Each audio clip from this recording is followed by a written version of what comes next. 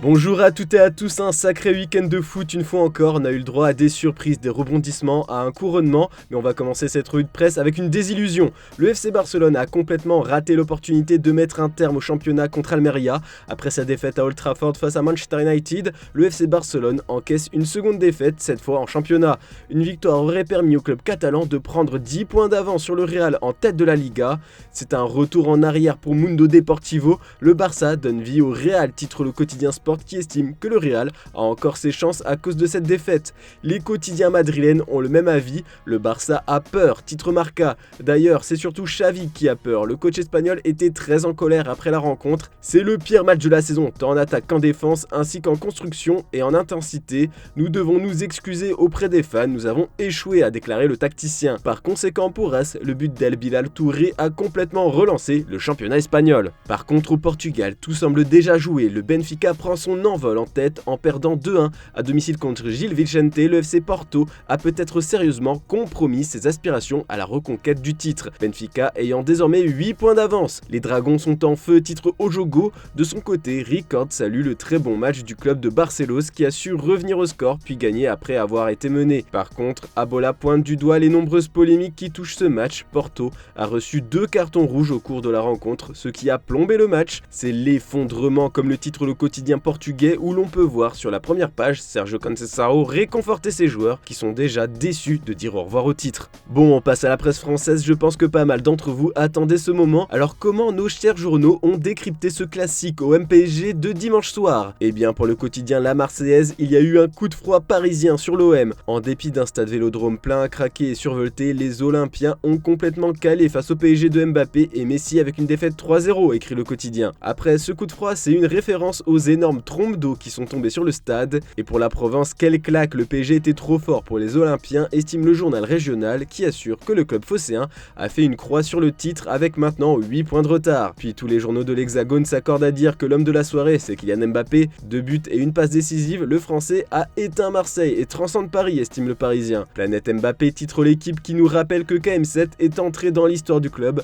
Avec ses 200 buts, c'est le meilleur buteur de l'histoire du PSG à égalité avec Edinson Cavani. Mais bon, Mbappé n'a que 24 ans, il a encore pas mal de matchs à jouer avec Paris. On peut voir toutes ces stats impressionnantes dans les pages intérieures de l'équipe et du Parisien. Puis direction l'Angleterre où un club met de plus en plus toute la presse à ses pieds. Tous les jours, on a le droit à des grandes unes sur Eric Ten Hag et Manchester United, un certain renouveau, mais cette renaissance est maintenant matérialisée par un titre. Des pleurnichards aux gagnants après presque 6 ans de disette, les Red Devils remportent enfin un titre comme on peut le voir sur la une du Daily Telegraph. C'est la League Cup que l'on peut voir dans les mains de Bruno Fernandes et Varane. Cette victoire en finale à Wembley 2-0 contre Newcastle, c'est surtout la victoire d'Eric Ten Hag pour le quotidien Manchester Evening News. Il a complètement transformé l'équipe, peut-on y lire. Il a fait sa première danse comme le titre le Daily Mirror, mais le coach néerlandais a déclaré qu'il veut des meilleures raisons de danser encore, un titre de champion d'Angleterre et l'Europa League peut-être. C'est donc le commencement, estime The Sun. Le tabloïd anglais met aussi sur sa une Ten Hag aux côtés de Sir Alex Ferguson.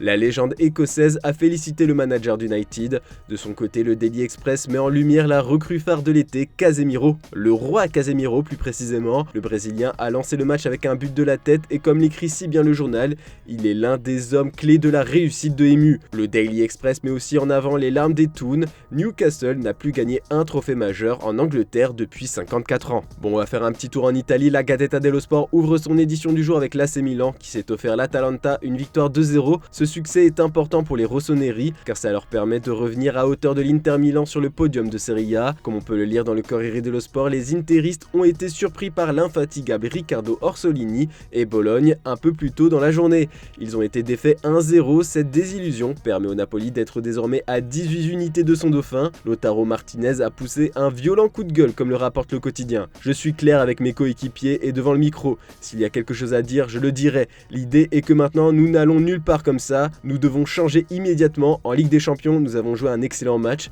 puis nous faisons cette performance et ce n'est pas bon. Maintenant nous devons baisser la tête et pédaler et tous ensemble pour élever le niveau car ainsi nous n'allons nulle part, a alors déclaré l'attaquant argentin au micro de Sky. Pour être bien complet sur l'actu en Italie, d'après le site Calcio Mercato, Liverpool veut s'offrir les services de Raphaël Leão pour convaincre l'AC Milan de laisser partir le prodige portugais. Les Reds vont proposer de l'échanger contre Luis Diaz, évalué à environ 80 millions d'euros. Le joyau colombien plaît à Maldini, le directeur sportif de Milan. Cependant, le club italien privilégierait un transfert sec proche de 120 à 150 millions d'euros. Liverpool est prévenu et d'ailleurs selon Firares, Mohamed Salah serait tenté par un départ. L'ailier égyptien serait prêt à quitter Liverpool cet été si le club ne se qualifie pas pour la Ligue des Champions la saison prochaine. Voilà, c'est tout pour ce lundi, on se retrouve demain matin pour une nouvelle revue de presse. N'oubliez pas le JT Foot Mercato en fin d'après-midi. Et attention, on se retrouve sur Twitch à 11h pour continuer à décrypter cette revue de presse. J'ai hâte de vous retrouver.